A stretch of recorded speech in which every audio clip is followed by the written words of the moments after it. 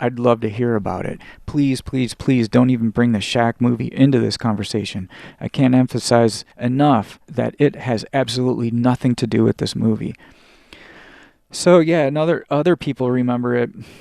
Jonathan Brandis was in it. People remember Jonathan Brandis.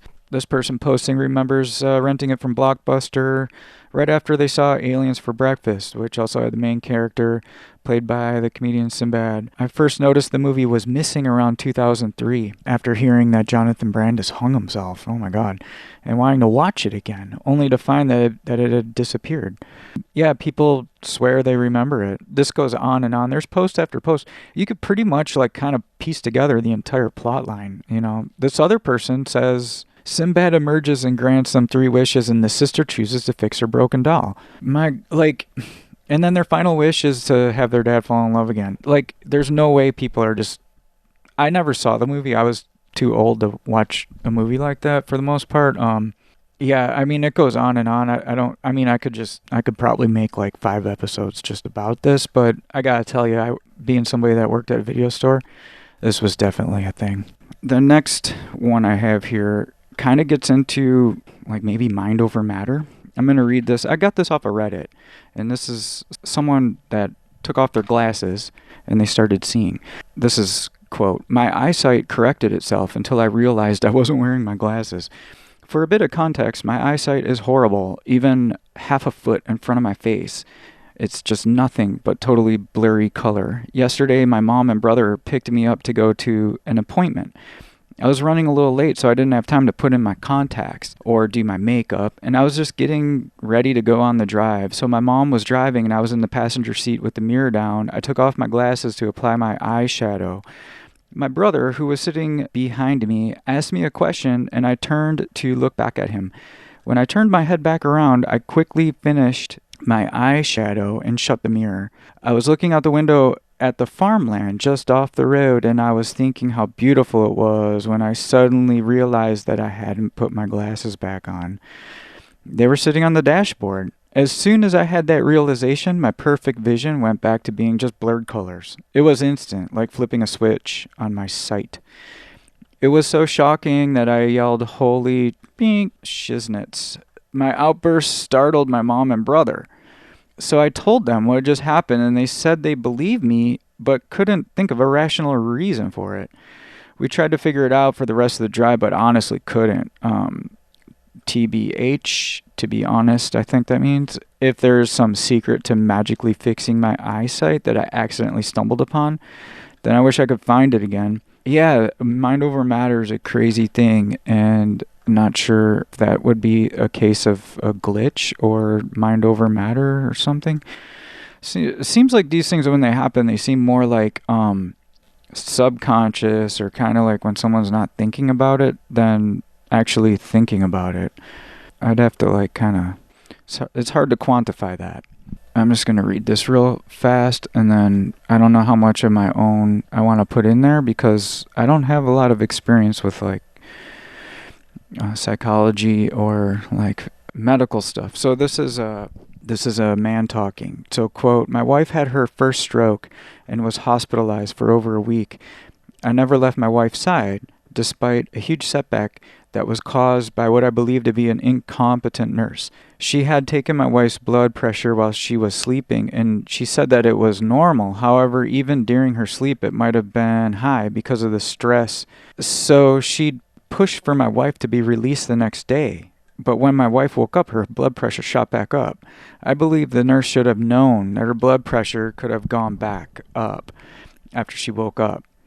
The nurse tried giving her several injections and pills to bring the blood pressure back down so that she could be released, but the stress of it all, plus possibly some medication that was given to her by the nurse, caused my wife to have her largest stroke yet. One of her eyes looked like it was going to pop out of her head, and she was so incoherent that it was terrifying. Her mom and I were both in the room, and she was stabilized and released about 2 weeks later. At home, I became her constant caregiver, which I am to this day. A month or so later, I went out to get groceries. I did this, the car that he shares with his wife. He wrote it kind of weird. Quote, "And it's a black Honda Element which is important for the story. And I'd like to mention that my mother-in-law also drove an Element, but it was orange. I load the groceries into the car, and I drove home. When my wife's mother comes out to meet me when I arrive back. We lived with her as her husband passed away in 2010. And my wife's mother was in a panic, asking where I'd been, and I was confused when she asked me that, and I told her that I went to get my wife and I some food.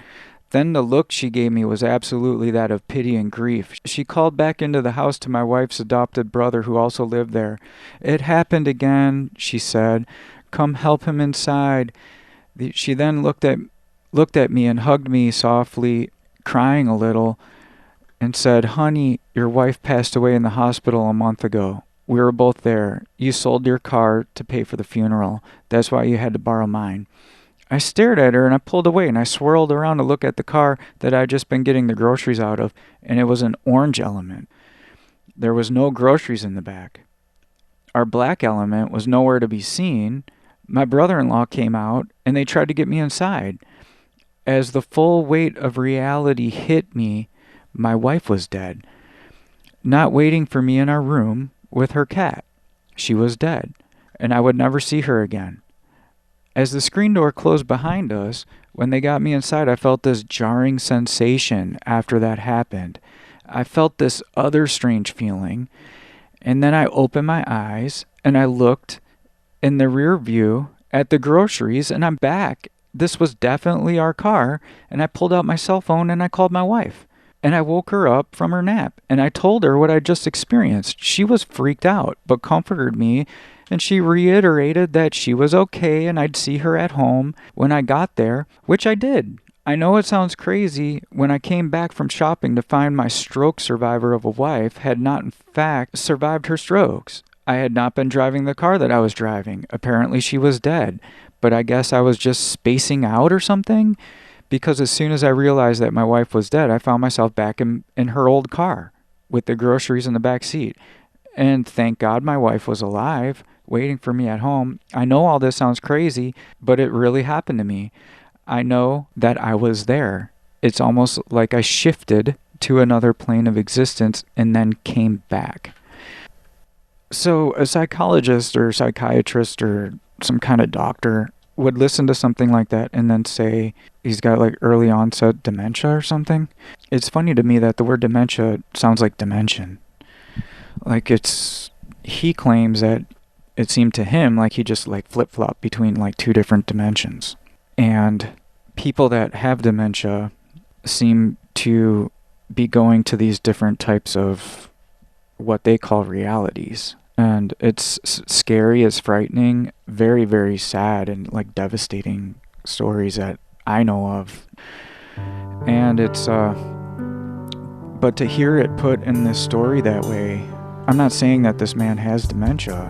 It just, doesn't it seem weird that the mother-in-law in the story said, like, "Hey, it's happening again, help bring him inside"? Like that would be something that you would see like in the movie The Notebook or something at the end. I don't want to give away the end of The Notebook if anybody's ever seen it, so I'm not going to say. But it just reminded me of that, and it reminded me of the stories I hear. So I'd like to thank everybody for checking out the podcast. Remember to click the RSS feed, and I've now started loading the episodes onto YouTube, so that took a while. The music has been Downbeat 88. The opening track is called The Dark, and the last track is called Moment of Peace. And Downbeat 88 is also on YouTube, Spotify, and thanks for listening, and we'll talk to you soon.